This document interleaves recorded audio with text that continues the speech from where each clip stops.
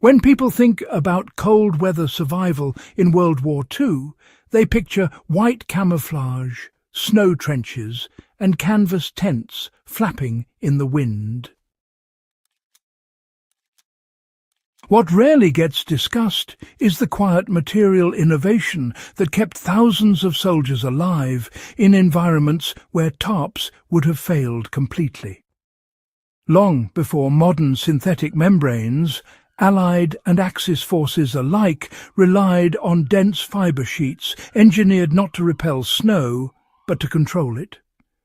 This was not ordinary cloth, and it was not waterproof in the modern sense.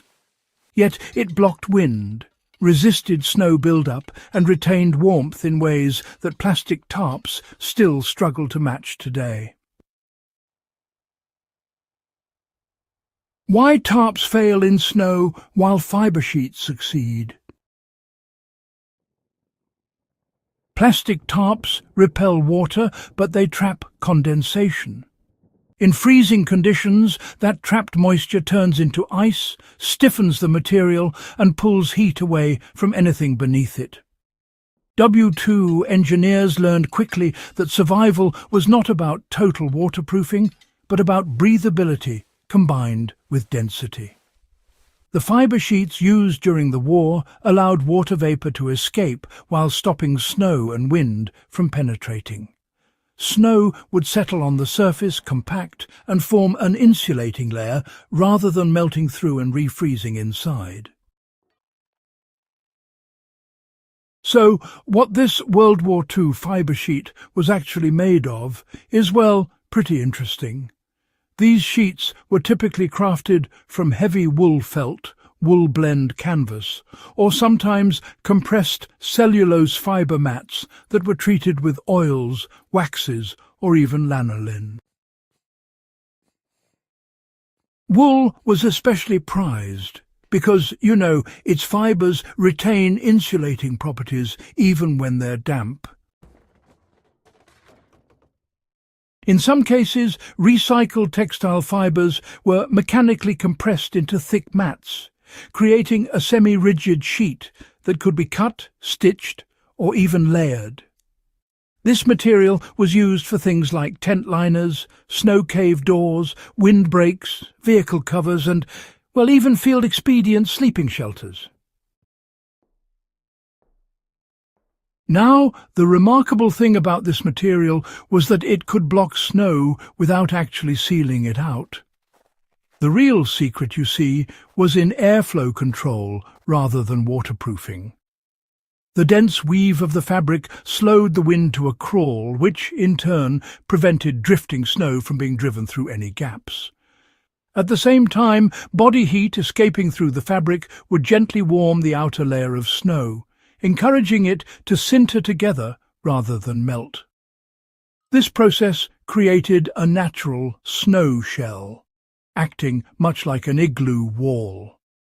Soldiers often reported that shelters lined with these fibre sheets stayed noticeably warmer and drier than those using oilcloth or rubberized covers.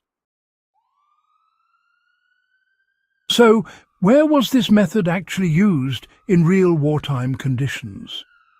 Well, on the Eastern Front, German troops made use of felted liners inside their dugouts and snow shelters to reduce heat loss. Finnish forces, who were true masters of winter warfare, relied heavily on wool fibre barriers inside their temporary camps, often combining them with snow walls for extra protection.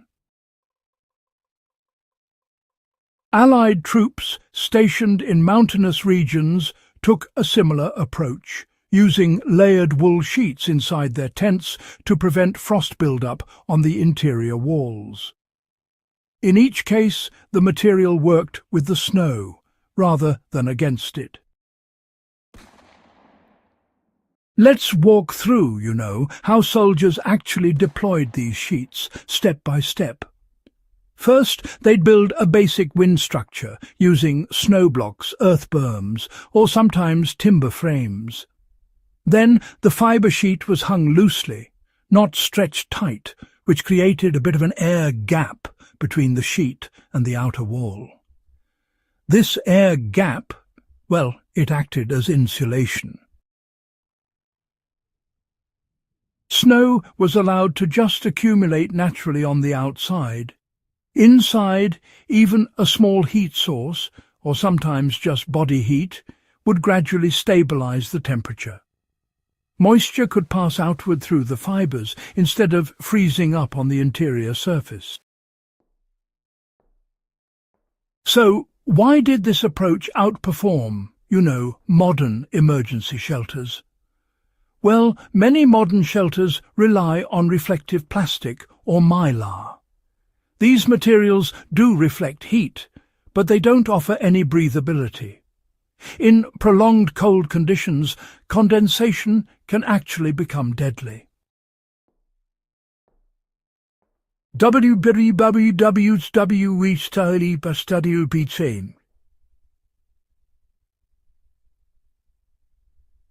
Manganese fiber.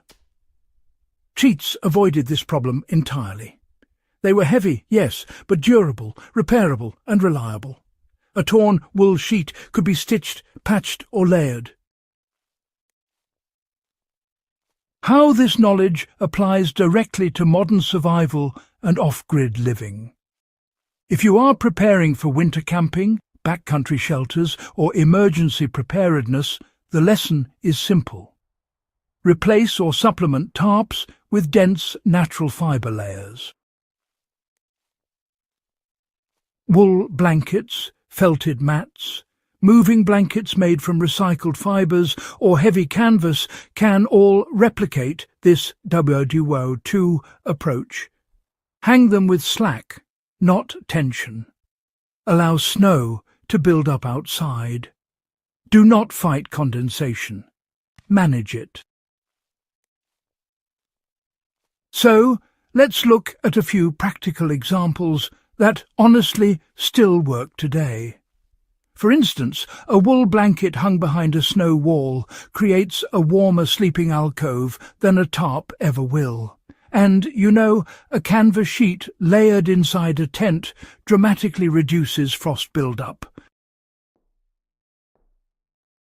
Even vehicle shelters or sheds, really benefit from fiber liners that help buffer those temperature swings. The key here is thickness, breathability and layering, not just slapping on some waterproof coatings. What World War II engineers understood, and honestly, what many people have forgotten, is that cold kills through moisture management just as much as it does through temperature. Blocking snow isn't about sealing it out completely, but about controlling how air, heat, and water move. The fiber sheet wasn't high-tech, but it was, intelligently designed for reality, not just for convenience. Why does this forgotten material matter now more than ever? Well, as interest in low-tech survival, historical methods and resilient living grows, these World War II solutions truly deserve renewed attention. They were developed under pressure, tested in lethal environments, and refined through experience. They worked because, quite simply, they respected physics rather than ignoring it.